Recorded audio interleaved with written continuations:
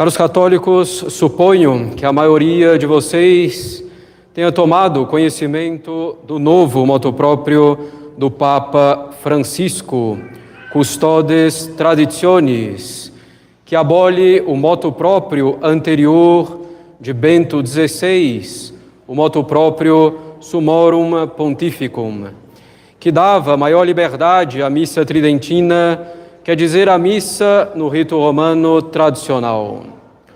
O motu proprio de Bento XVI dava maior liberdade, embora não a justa liberdade, que deveria ser uma liberdade inteira para a missa tridentina e para cada padre poder celebrá-la. Objetivamente, o novo motu proprio do Santo Padre, o Papa Francisco, impede que surjam novas missas tridentinas pelo mundo e coloca sob séria ameaça eventual aquelas que já existem. Nós devemos então, caros católicos, como temos dito recentemente e insistido, nós devemos pensar e consequentemente agir a partir de princípios, não somente nessa situação ou nas eventuais consequências dela, mas em qualquer situação que possa aparecer. São princípios que derivam da razão natural e da revelação divina. Devemos, portanto, ter como regra de ação aquilo que a Igreja Católica, única, verdadeira Igreja de Cristo, sempre ensinou e sempre fez. Um primeiro princípio, caros católicos, que devemos ter sempre em mente é que o Papa é o sucessor de São Pedro, que ele é o vigário de Cristo na terra. Sendo assim, devemos, de nossa parte, todo respeito, amor e obediência ao Santo Padre. Aproveitamos a ocasião para reafirmar que o Papa atual é o Papa Francisco. Devemos assim afastar qualquer tentação de negar isso. Seria um erro grave. Porém, devemos nos lembrar de que o Papa, de acordo com o ensinamento constante da Igreja, expresso de maneira clara e definido no Concílio Vaticano I, recebeu a jurisdição suprema não para ensinar novidades, mas para guardar, transmitir, explicar, explicitar, aprofundar aquilo que nosso Senhor Jesus Cristo e o Espírito Santo ensinaram aos apóstolos. O Papa não pode, portanto, mudar o ensinamento doutrinário e moral da Igreja. Atrelado a isso, caros católicos, e de acordo com a teologia católica, o Papa não pode, por exemplo, proibir ou praticamente proibir uma liturgia que se desenvolveu harmonicamente desde o tempo dos apóstolos, expressando perfeitamente o ensinamento da Igreja, formando a fé de inúmeras almas, bem como a vida espiritual delas, desde os tempos apostólicos até os nossos dias. Abolir ou restringir violentamente uma liturgia assim, provada pelo tempo e aprovada pela Igreja durante 2000 anos, foge completamente da prerrogativa papal. O cardeal Ratzinger, que viria a se tornar depois Bento XVI, resumia assim essa verdade. Uma instituição que proibisse aquilo que foi a norma de culto durante séculos terminaria perdendo a sua credibilidade. Foi por isso que o Papa São Pio V, ao obrigar o rito romano em toda a parte latina da Igreja Católica em 1570, com a bula Quo Primum Tempore, assegurou de maneira clara que os ritos com mais de 200 anos de existência poderiam continuar sendo celebrados. Isso é a aplicação perfeita da teologia católica. De fato, esse documento de São Pio V, desde esse documento de São Pio V, continuaram existindo o rito dominicano, o rito carmelita, o rito ambrosiano, o rito de Lyon, entre outros. Entendendo isso, caros católicos, podemos afirmar com toda a tranquilidade que a missa, no rito romano tradicional, não pode ser abolida nem restringida. E isso não por causa de um documento papal como a Bula Quo Primum Tempore de São Pio V, que mencionamos, mas pelos próprios princípios da doutrina católica, em razão da própria natureza da coisa. Essa liberdade para um padre celebrar a missa no rito romano tradicional, no chamado rito tridentino, vem da própria natureza da coisa. Devemos, caros católicos, nos lembrar de que o Papa é infalível apenas em algumas condições definidas também no Concílio Vaticano I. E o mesmo se aplica a um concílio ecumênico.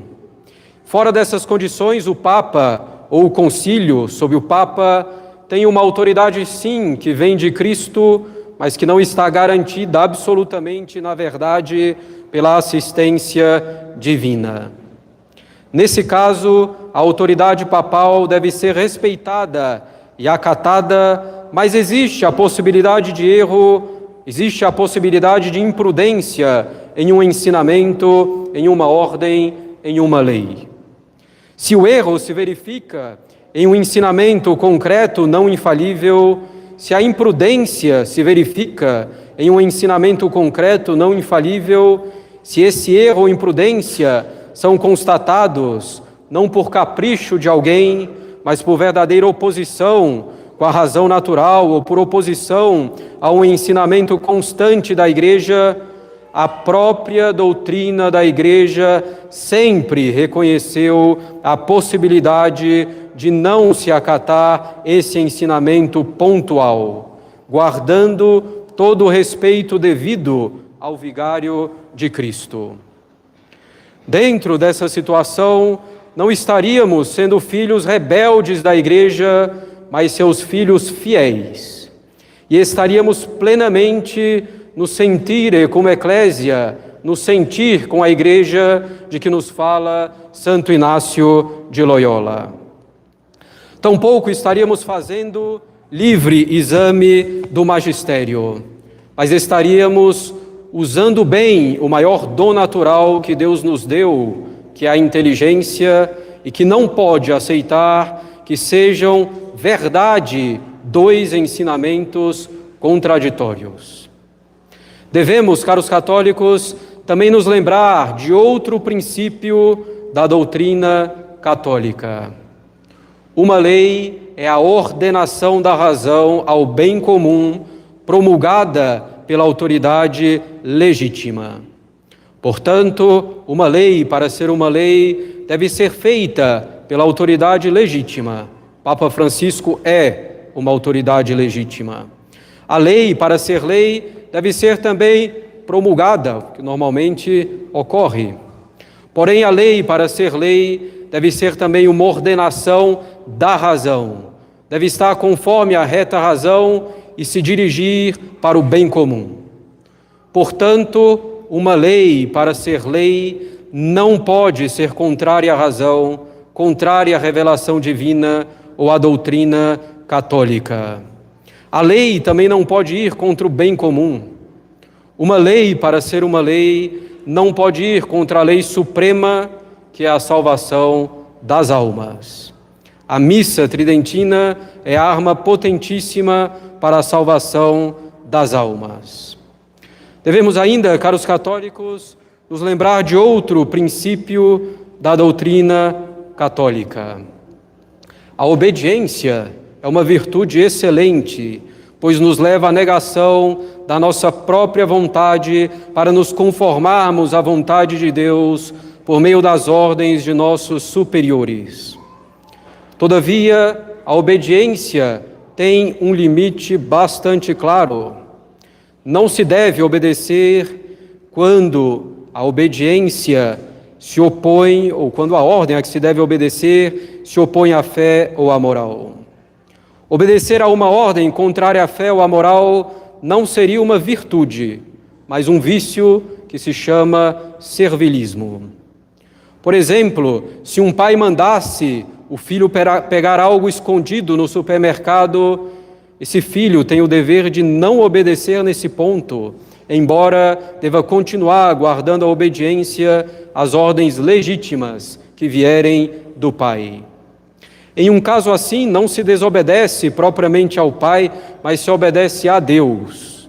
É preciso obedecer a Deus antes que aos homens, nos diz a Sagrada Escritura. O filho, em uma situação dessa, ao não obedecer ao pai, o respeita e continua unido ao pai. Uma ordem dada contra Deus deixa de ser uma ordem e deixa de obrigar à obediência. Uma ordem assim está cortada da fonte de toda autoridade, que é Deus. Todos esses princípios não podem ser negados por um católico em sã consciência. E a nossa inteligência, a nossa consciência, a nossa conduta com o auxílio da graça não devem se afastar desses princípios. Não devemos agir pelas paixões, nem pela simples razão natural, mas pela fé católica, pelos princípios que derivam da fé e sempre animados pela caridade. Um católico não pode abandonar aquilo que a Igreja sempre ensinou e sempre fez. Não pode tampouco abandonar uma liturgia que remonta aos apóstolos, que se desenvolveu organicamente sob a autoridade de tantos e tantos papas ao longo dos séculos. Uma liturgia que se baseia de maneira límpida na natureza humana para bem ordenar a nossa natureza ferida pelo pecado original. Um católico não pode abandonar uma liturgia que expressa de maneira clara, sem ambiguidades, sem respeito humano, sem equívocos, o ensinamento imutável de Cristo. As circunstâncias de tempo e de lugar e as ideias dominantes em um determinado momento não podem influenciar a liturgia, que se tornaria assim algo meramente humano, um produto fabricado pelas mãos dos homens, como dizia o cardeal Ratzinger. Nosso propósito como católicos é seguir o mandamento de São Paulo na segunda epístola aos Tessalonicenses, capítulo 2, versículos 14 e 15. State et tenete traditiones. Ficai firme e guardai as tradições que de nós aprendestes, seja por palavras, seja por cartas nossas. Isso nos diz São Paulo. State et tenete traditiones. Ficai firmes e guardai as tradições católicas, evidentemente. Nosso propósito como católicos é seguir também o exemplo de São Paulo, que nos diz na primeira epístola aos Coríntios, capítulo 15, versículo 3. Tradidi quod et accepi. Transmiti aquilo que recebi. Nosso propósito é transmitir o que recebemos, em particular em nossa ordenação, o rito romano tradicional.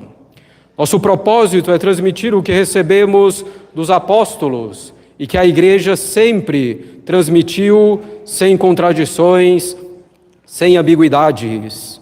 E como também diz São Paulo, se mesmo um anjo baixado do céu anunciar um evangelho diferente do que nos foi transmitido, não devemos dar ouvidos.